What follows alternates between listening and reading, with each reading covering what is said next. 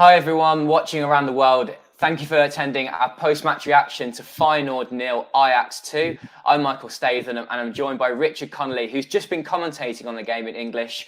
Who best to get on here on an English language Dutch football podcast than the person who's just been commentating on the game? Richard, how are you and what did you think of the game? I'm well, Michael. Thank you. You are live and direct to the commentary box itself. I am sitting here with my notes in front of me still, and the voice still somewhat croaky after coming off air. I mean, I have to say, for a game that contained relatively few shots on goal, I still found it to be really entertaining and very intense. I mean, you go into a game like that expecting it. You always hope for a little more in the way of chances on goal and a little more in the way of drama. But I did feel that both teams gave a very good account of themselves. And I think it was a fair result. I mean, Feyenoord could say we were better than a 2-goal defeat. I think that's true. But Ajax were the more clinical and didn't make the mistakes that Feyenoord made. And that was the difference. Yeah, it felt like that. I saw that Feyenoord in the early stages were actually giving the ball away in dangerous areas. And I think that whilst Ajax didn't play particularly good, I think Edson Alvarez definitely had his impact in defensive midfield. You could see that constant, wasn't he? And that's why he's playing in this Ajax team, because you know that in big games like this, Champions League games, you get the best out of him, and he's immense. Ajax had some defensive changes, but didn't really master it. They seemed to just control the game despite not creating many chances. Yeah, I mean, I think I said it in commentary. I think Per Skurs deserves a lot of credit. He's come in without a huge amount of football. And I thought right from the beginning, he played one diagonal ball out to the left-hand side that was pinpoint in the first few minutes. And I think maybe that helped him settle down a bit. And he was very, very good. I don't think he put a foot wrong. Feyenoord, put some pressure on the Ajax defense, but technically, in terms of playing the ball out from the back, they were very, very good. They made very few mistakes. Feyenoord couldn't force mistakes. And their base was very, very strong. Like you, I completely agree on Alvarez. I thought he was hugely impressive. And then when they had those chances to capitalize on the errors, they were able to do that. And that was all they needed, really. Do you think that Ten Hag was playing that card today to be a bit more conservative in the game rather than going gung-ho? I found Ajax on the whole quite disappointing, but I mean, they got the job done and it just seemed like very pragmatic the way they approached this game. Yeah, I mean, I'm trying to think how they could have gone at it in a more gung-ho way. I mean, the two teams were well matched, I think, in the way that they set up. There was a certain similarity in the way that they want to play. There are great similarities. There wasn't much between the two teams in midfield. Though you can say Ajax were better, and I think they were, and they had more of the ball, I don't think they will have ever felt really until the penalty was scored at the end like they had complete control of the match. And Feyenoord had that spell at the start of the second half where they came out and put a lot of pressure on them. I think you can't level at Ajax. I mean, the accusation last week was, Erik ten Hag came out and said not enough willpower against AZ, not enough intensity after the European match, and they've undoubtedly had these little lulls in the domestic campaign at least. But in terms of the effort that they needed to put in today, I don't think you could really fault them. Feyenoord are a good side and an improving side, and I think to ask even Ajax to dominate to a greater degree against them is a big ask, and I wouldn't hold against Ajax today that they weren't able to do that. And speaking of Feyenoord, let's move on to them. I know that they had that spell at the start of the second half, but a lot of criticism can be put towards Feyenoord in that they're a good side this season, but it's the front line that just lacks a little bit of quality. And Reiss Nelson came on, had a great impact on the left. But it's like he gets into great positions, but then didn't have the final output. Like his shots weren't dangerous enough. He didn't put many good crosses in when he was in those great positions on the left. Someone who seems very promising, but lacks a little bit of cutting edge. But certainly added some excitement to the game. Yeah, undoubtedly. I mean, he did bring something. I mean, for whatever reason, Sinisterra was nowhere near as prominent in the first half. and Nelson did bring a lot. I mean, I he's not had a lot of football. That's the bottom line. And to ask, I mean, it was in a way unfortunate for him that his big chance fell 50 seconds after he came on.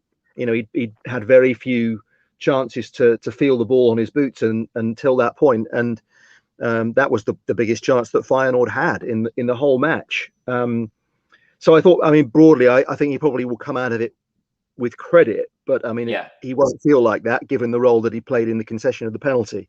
And he just fractionally got caught on his heels by Wrench, and that was one of those small moments that made a big difference. Yeah, on the whole, I think he had a very good game. I just hope that he can get that final product right. I think when he gets given more chances, because like you said, I think he's barely played, but you could see that he's a bit of a live wire, and Sinisterra didn't have a great impact in the first half, despite the season he's had. And Nelson came on, and it was vastly improved in the second half. Yeah, shame that it didn't fall to Hustil or Dessers either in the right way in the second half, because they've also been quite prolific with the goals this season.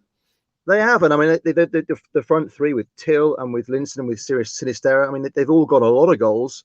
And the fact that they can bring Dessers, who scored a lot of goals off the bench, on, and now Nelson is fit and he's obviously pushing for a place in the starting 11. I mean, that is not just strength in the starting 11, but strength in depth. And I don't think Feyenoord are going to go away this season. I mean, the big picture is that they were narrowly beaten, albeit yes at home, and they will be sorely disappointed. Of course, there's no other outcome, I know, for Feyenoord fans when they lose to Ajax, regardless of the situation. And I know there was huge anticipation and huge expectation on the players today, but again, the gap between the two sides is not that big. And in the big picture, given the finance that Ajax have got and the investments that they've made, not least in taking Feyenoord's best player and captain from them, that the fact that the gap is that small, I still think is a source of encouragement. It doesn't feel like that, I know, but agreed. And without the fans too, I think had they had them there, it would have been a little bit of a different occasion today. I think Ajax wouldn't have been so calm and collected. I heard in your commentary your remark about Steven Berghuis. Had it been all the fans in there, would he have come off so relaxed when he was substituted? Yeah, well. Probably not. No. No, I mean, we saw the pictures. I don't think you saw them in the live broadcast, but you saw them. We saw the pictures of the Ajax bus arriving, and there was quite a substantial group of Feyenoord spectators outside the perimeter, and making an awful lot of noise. And they let off a lot of flares and sent off a lot of rockets into the sky when the bus arrived. And then you saw the picture of at kickoff when the smoke, the cloud of smoke. So there were plenty of people who did their best to make it feel as intimidating as they could in the circumstances. But this also took place in pretty grim circumstances. That's the truth. With the Netherlands heading back into lockdown, there's a lot of angst, of course. There's a lot of anger. There are a lot of highly charged emotions and a lot of disappointment, of course, about what this whole impact is going to have on Christmas. So this is one small aspect of the way things are progressing. But yeah, I mean, Berghuis, as I said, will have had the date ringed in his calendar ever since he made the move, and for it to end with him smiling and shaking hands with players on the field and pootling off to the dugout without anybody getting angry or lobbing anything at him, I think he can be extremely satisfied with the way it went. Hard for Feyenoord fans to hear, of course, that. Yeah, birthday present for Berghuis. And I just want to bring up a couple of comments to do with some contentious moments in the game. Here's one asking about Arne Slot. Why did he get the yellow cards? Yeah, I mean, I can see there that your contributor is completely correct there, that I said nothing and seemed confused. I don't know why he got it. It may have been you, yeah. I mean, in case anybody doesn't realise, we are not at the game. We are commentating remotely. That is always the case on the English language commentary for the Eredivisie. The budget is not sufficiently large to send commentators to the matches, and obviously in COVID times we wouldn't be there anyway. So we are reliant to some extent on the information that we get from the truck outside the ground, and from our colleagues at Endemol in the Netherlands, who do provide us with bits of information around substitutions and all the rest of it today. I don't think they got any information about Slot's yellow card, and I certainly didn't get any. And in those situations, you learn that you say nothing if you don't know anything. I mean, you can't really speculate. I assume that he had some kind of something to some say. kind of not something to say to the fourth official, right? I mean, or the assistant referee. Or what do you reckon? Yeah, I think he probably said something, hasn't he? Because he looked a little bit embarrassed once he'd been yellow carded. Not sure what it was about though. Everybody took their punishment well today. I thought the yellow cards. Nobody really got cross about them. And a lot of kind of clear cut yellow cards. Not very many tackles that veered into red card territory. The penalty was pretty clear cut. The handball decision, Dennis Higler got spot on when it came up off Skurz's leg onto his arm. And I thought the referee had an excellent game today. Of course, it would have been more difficult for him if the Kelp had been full. But even so, it's an intense match, a high speed match. And I thought he refereed it really well. Yeah, definitely. Thanks for the comments, by the way. There's a couple more to come. If you aren't watching this live, do drop a comment down below and we'll get back to you about the game. What did you think of the match from a Feyenoord or an Ajax or an Eredivisie perspective? Another one from Van Persie Feyenoord. It said, he's a Final fan. He has his own bias. What did you think about Anthony smacking Malassi on the head and the handball of Skurs? We definitely miss the sport in the stadium today. Well, a handball of Skurs, I mean, fair enough, it hit his arm, but it hit his leg first. And the law says if that happens, no penalty. So that's that dealt with. Yeah. It would have been loud in the stadium when that happened. I don't doubt it, but the ref got that right. The Anthony and Malacia thing, that was first half, right? I'm trying now to this wasn't the one where it's the other way around, where he caught Anthony in the eye. Yeah, it was the one where Anthony was twisting and turning with Malacia and he ended up getting something on the head. I remember that now. Yeah, I mean, that was daft, wasn't it? It did seem odd at the time, like he'd got unnecessarily frustrated and just flung his hand up. It was a great battle between the two of them, though. It really was. I mean, I think it would have been asking a bit much to send him off. It was an enjoyable battle. I think Malacia came out of it with huge credit as well. There wasn't a great deal between them. Anthony played that excellent pass for the penalty, timed that really well. Yeah, he was a bit stupid, wasn't he, with a hand in their head? But to send him off, I think that would have been a stretch. And last comment about Tagliafico. What happened to Tagliafico? I'm guessing this means in general, this comment. But he hasn't played very much this season, has he? No, he hasn't. Looks down at his notes quickly. What are his numbers? 2 starts, now 6 sub-appearances in the Eredivisie. I mean, he's a top player. We've seen that, haven't we, at Ajax down the years? He's clearly out of favour. There is, there's been all sorts of talk about him moving on for, I think probably more than a year. And it feels that there's every likelihood that will happen, perhaps even in January. I mean, somebody's going to get a fine player when he does move on.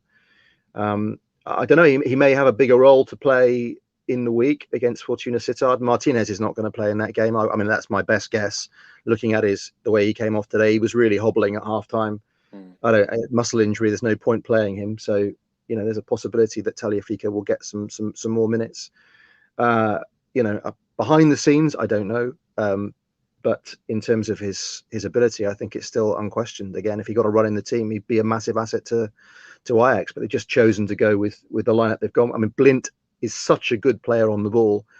The anticipation that he showed in making the interception that led to the penalty was brilliant. Again, they've got terrific options. It's one of the tough things for Erik ten Hag. They've got such a good squad that the bench is so strong. There are terrific players on the bench, and unfortunately for Tagliafico, he's one of them. And I think they'll cash in before long. Yeah, Ajax are stacked and they have so many youth players as well to come through. It feels like they're not getting so many minutes to impress this season. But it also feels like a big season for Ajax because of all of the talents they've got at the moment. They need to utilise that, make the most of the strength they have and the fact that Erik ten Hag is the manager and try and succeed, obviously, by winning the league and also go far in the Champions League this season. I think that they have their reasons to have as many players as they do. And that's the way they've got to do it if they want to be so successful. They can't just have 11 good players. They've got to have 15, maybe 20 who they can just call upon. And the defence showed that today. The fact that Skurs had such a great game, but isn't the regular centre-back.